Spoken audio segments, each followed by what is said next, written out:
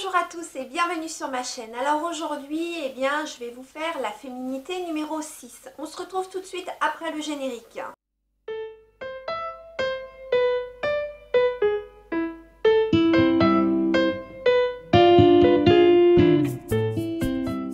Alors comme je vous l'ai dit en introduction, je vais aujourd'hui aborder la féminité numéro 6.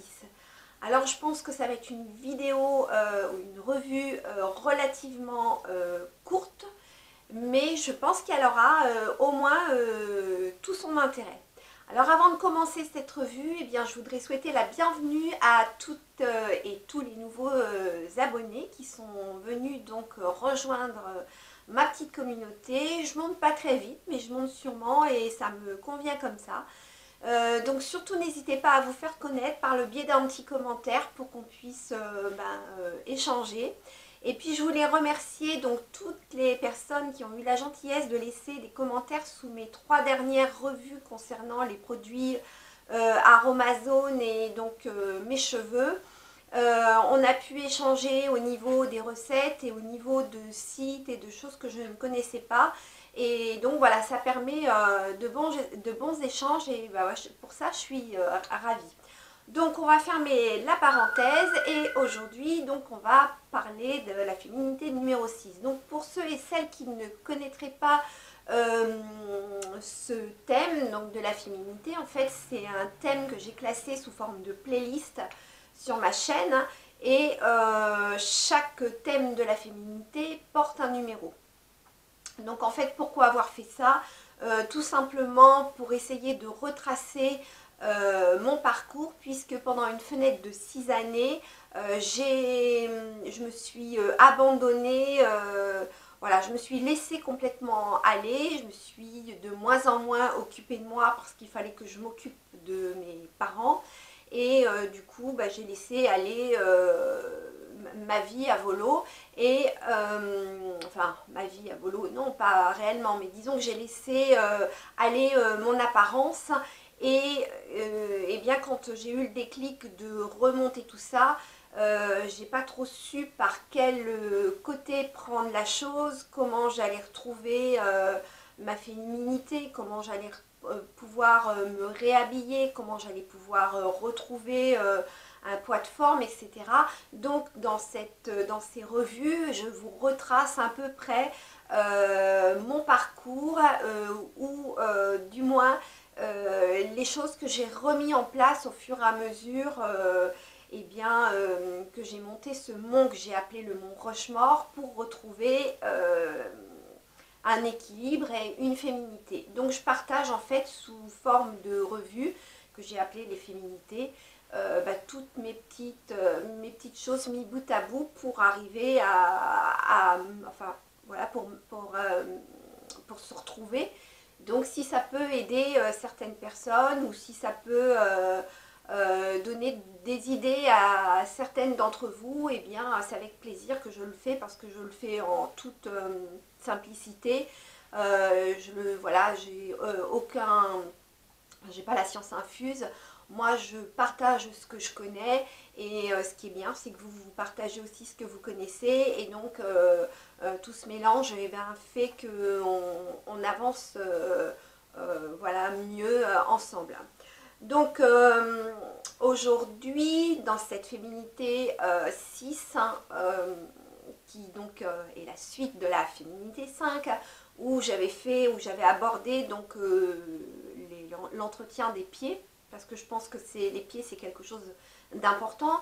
Là on est au mois de mars, on va bientôt rentrer dans un printemps, même si là en ce moment ça se confirme pas beaucoup, mais je veux dire on va pouvoir mettre des chaussures un peu plus ouvertes et tout, et d'avoir des pieds à peu près corrects.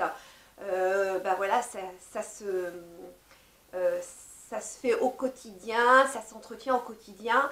Et donc j'ai commencé à m'occuper du corps dans cette féminité 5, donc dans la féminité 6, je vais continuer à m'occuper de ce corps. Et donc aujourd'hui, j'avais envie de partager avec vous la façon dont j'exfoliais mon corps ou la façon dont je gommais mon corps. Alors contrairement à beaucoup de personnes qui utilisent des produits, donc voilà, des crèmes avec des espèces de petits granulés de noyaux qui sont broyés dans ces crèmes là, moi j'ai pris le parti en fait de prendre que du végétal, et ça depuis de nombreuses années. J'ai toujours été éduquée dans cette façon de faire, donc je crois que voilà, on garde plus ou moins le côté éducatif qu'on a reçu. Et moi j'ai gardé ce côté-là, donc je n'utilise aucune crème pour faire l'exfoliation, mais j'utilise du crin. Alors, pourquoi exfolier le corps, ou pourquoi faire un gommage? Alors ça sert bon, déjà à évacuer toutes les petites peaux mortes, hein, tout ce qui est la déquamation en fait de la peau, puisqu'on a un renouvellement régulier de la peau. En hiver, c'est bien de le faire parce que ben voilà, on a l'agression, même si on est habillé, on a l'agression du froid qui fait ben, que la peau, elle se desquame plus vite, on a la peau beaucoup plus sèche, beaucoup plus sensible, donc c'est important de le faire.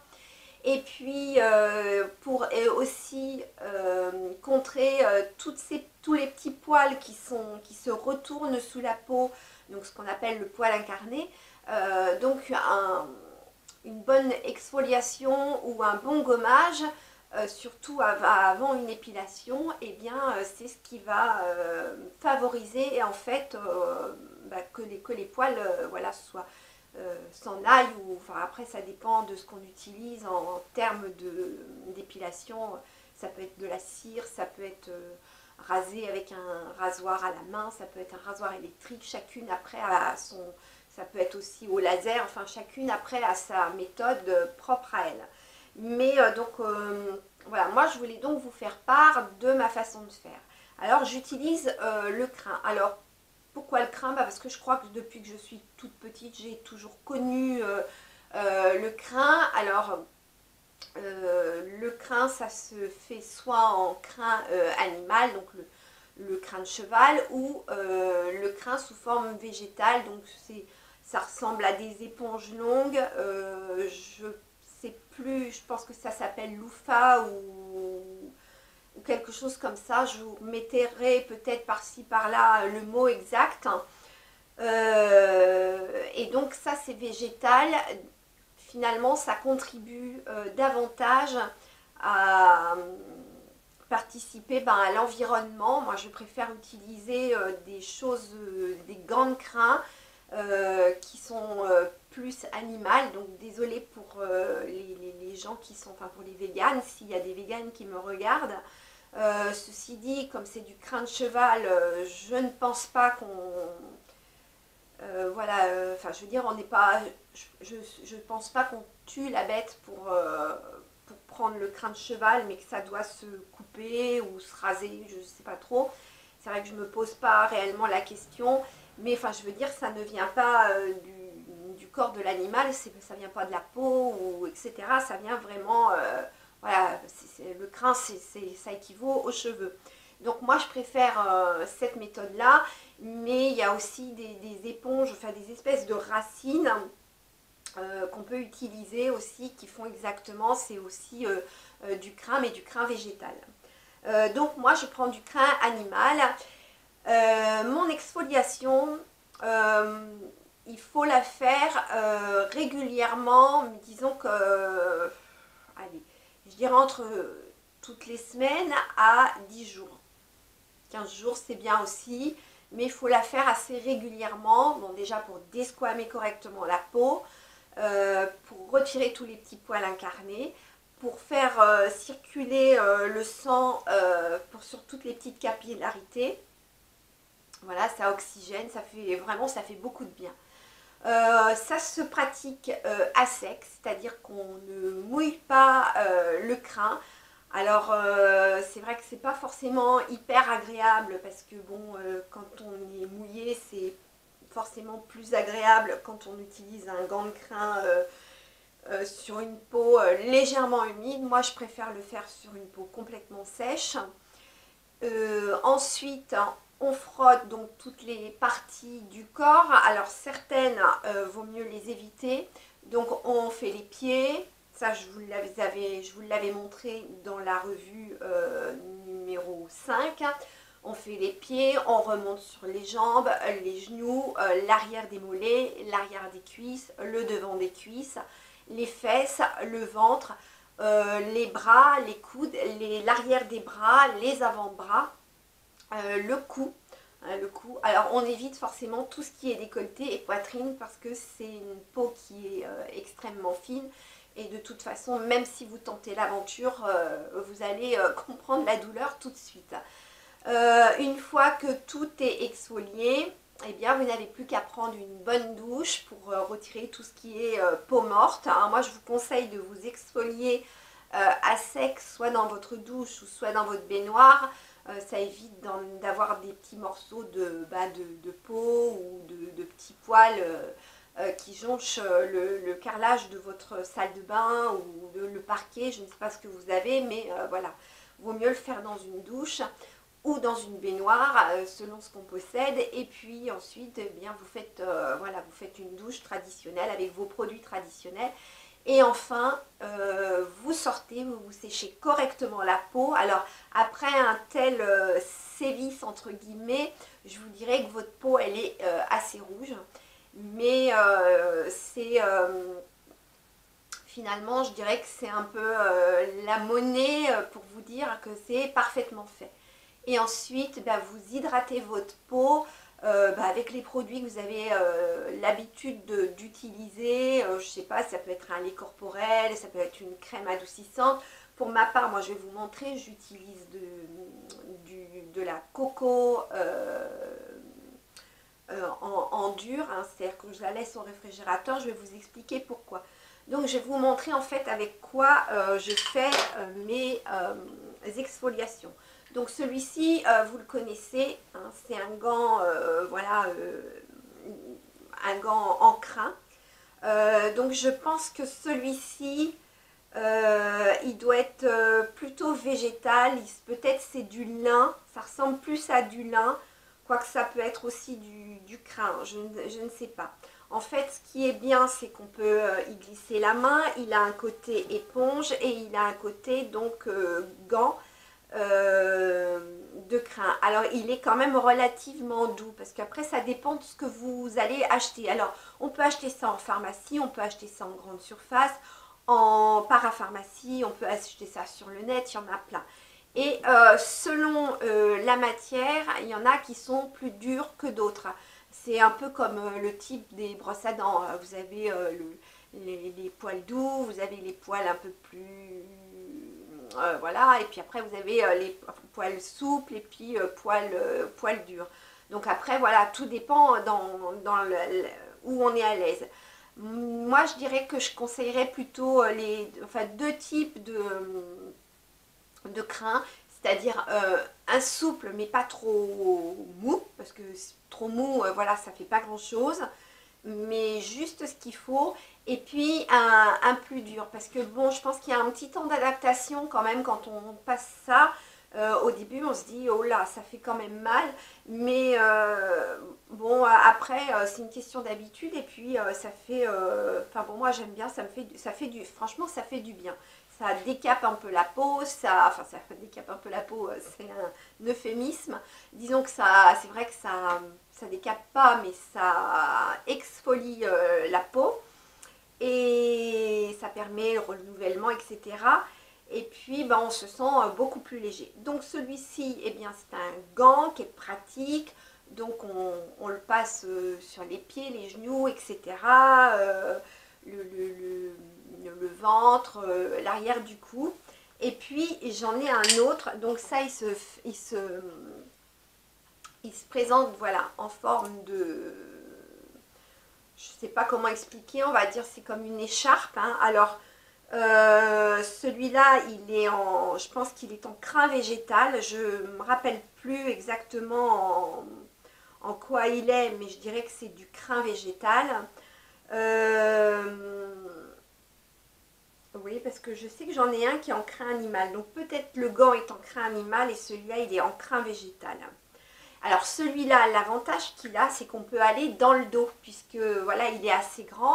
Et on a juste à le passer là à l'arrière du dos pour faire le dos, donc pour descendre sur les fessiers. Et pareil, on peut donc faire son dos sans pour autant avoir une tierce personne qui vous le fait. Parce que c'est vrai qu'avec un gant, c'est compliqué d'aller à l'arrière et tout.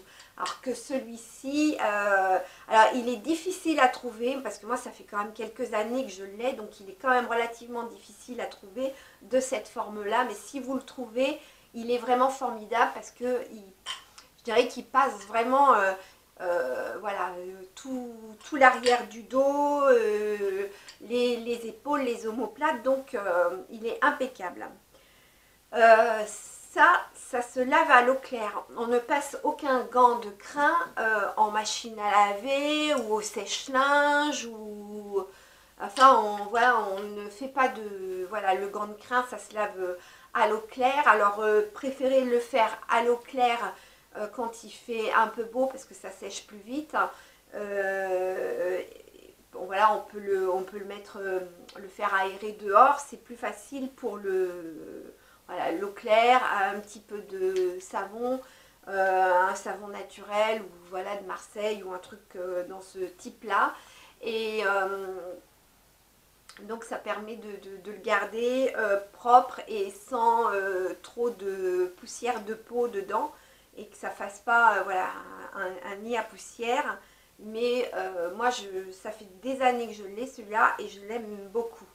Et puis une fois qu'on est donc complètement lavé, qu'on a bien séché toutes les parties de son corps, et bien pour ma part, moi j'utilise donc de l'huile de coco. Alors j'ai deux pots dans mon réfrigérateur, c'est-à-dire que j'en ai un que je consomme donc tous les matins, je prends une cuillère d'huile de coco. J'ai dû vous expliquer pourquoi dans ma revue sur les compléments alimentaires, en fait c'est pour pallier, alors je ne sais pas si c'est vrai ou faux, mais c'est pour pallier à une éventuelle dégradation de mes neurones, puisque voilà, j'avais lu plusieurs choses sur la maladie d'Alzheimer et l'huile de coco. Donc voilà, j'en ai une que je consomme régulièrement tous les matins. Et puis j'en ai une autre qui me sert uniquement donc pour le corps. Donc elle me servait jusqu'à présent pour faire mes bains d'huile. Donc avec celle-là, je fais mes bains d'huile. Mais il m'arrive aussi de me démaquiller ou enfin, de faire pas mal de choses et notamment de m'hydrater la peau avec. Donc je prends juste un tout petit, voilà, je la laisse dans le réfrigérateur et je prends ce genre de petit truc, voilà, un tout petit galet comme ça, enfin c'est pas vraiment un galet, mais un petit morceau, un petit peu dur, hein. Et puis je le passe sur mon corps pour l'hydrater. Alors souvent je fais ça le dimanche. Comme ça a vraiment le temps de pénétrer à l'intérieur et ça m'évite d'aller, enfin ça évite d'aller soit dégrader les vêtements ou soit salir les draps du lit si on va tout de suite se mettre au lit après une douche et puis une exfoliation. Donc voilà, moi je procède, je fais plutôt ça, vous voyez, en fin de journée, le dimanche, on va dire, je sais pas, je vous dis n'importe quoi, vers 18 h. Je fais une bonne exfoliation, je me douche, donc voilà, je m'occupe de moi jusqu'à 19 h, je me passe mon huile de coco et puis bon après je dîne et donc l'huile de coco elle a le temps, voilà, je mets un pyjama, une chemise de nuit, enfin un peignoir, ça dépend, mais disons que l'huile de coco elle a le temps d'agir et puis de pénétrer un petit peu l'épiderme. Pour comment dire, apaiser toute l'agressivité que le gant de crin a eu, enfin l'effet du gant de crin sur la peau. Parce que forcément, une exfoliation avec un gant de crin, ça n'a rien à voir avec une exfoliation avec une crème avec des petits grains dedans. parce que la crème elle adoucit, les petits grains frottent en même temps, donc voilà, là c'est vraiment une exfoliation brute quoi, voilà. Donc l'avantage de ce genre de choses, c'est que c'est naturel, c'est végétal ou animal, mais voilà, ça conserve quand même la planète. Et ça, moi, je le fais depuis que je suis toute jeune. J'ai toujours vu mes parents se servir de ça. Donc, il y en a toujours eu chez moi. Et moi, j'ai continué dans cette optique. Donc, voilà pour ma féminité numéro 6. Donc, je voulais donc vous parler de l'exfoliation ou de la... j'ai mangé le mot, pourtant je l'ai dit plein de fois dans la revue. Mais voilà, l'exfoliation du corps, c'est important pour faire respirer les pores, pour retirer les peaux mortes et surtout pour enlever tous les petits poils incarnés, parce que c'est vrai que les petits poils incarnés, après ça forme des petits boutons et c'est pas très joli. Donc comme le printemps arrive et que l'été arrive, et bien je pense que c'est maintenant qu'il faudrait que vous vous penchiez sur la question si vous n'avez pas encore fait ce genre de choses, ou si vous n'avez pas l'habitude. Après, si vous avez l'habitude de faire ça avec une crème et des petits noyaux dedans, conservez cette habitude. Mais si vous n'avez pas l'habitude de faire ces choses-là et que vous n'avez pas forcément envie de mettre de l'argent dans des crèmes, mettez plutôt de l'argent dans un matériel en crin végétal ou animal. Ça dure dans le temps. Et puis de l'huile de coco, on trouve ça maintenant dans tous les supermarchés. Il y en a même chez Action, donc c'est vous dire. Alors elle est peut-être pas vierge chez Action, mais je veux dire, l'huile de coco, en plus c'est pas quelque chose d'extrêmement cher, c'est quelque chose qui dure longtemps, sauf si on la consomme bien entendu. Mais là, mon huile de coco, où je fais mon bain d'huile, où je faisais mon bain d'huile avec, et où je fais donc mon hydratation, ça dure dans le temps. Donc voilà, et bien cette revue tire à sa fin. J'espère que vous apprécierez la féminité 5. J'attends vos retours en commentaire. Dites-moi vous comment vous pratiquez les choses, si vous le faites ou si vous ne le faites pas, si vous avez apprécié ma façon de procéder. En attendant la prochaine revue, je vous embrasse bien fort et je vous dis à très bientôt. Au revoir.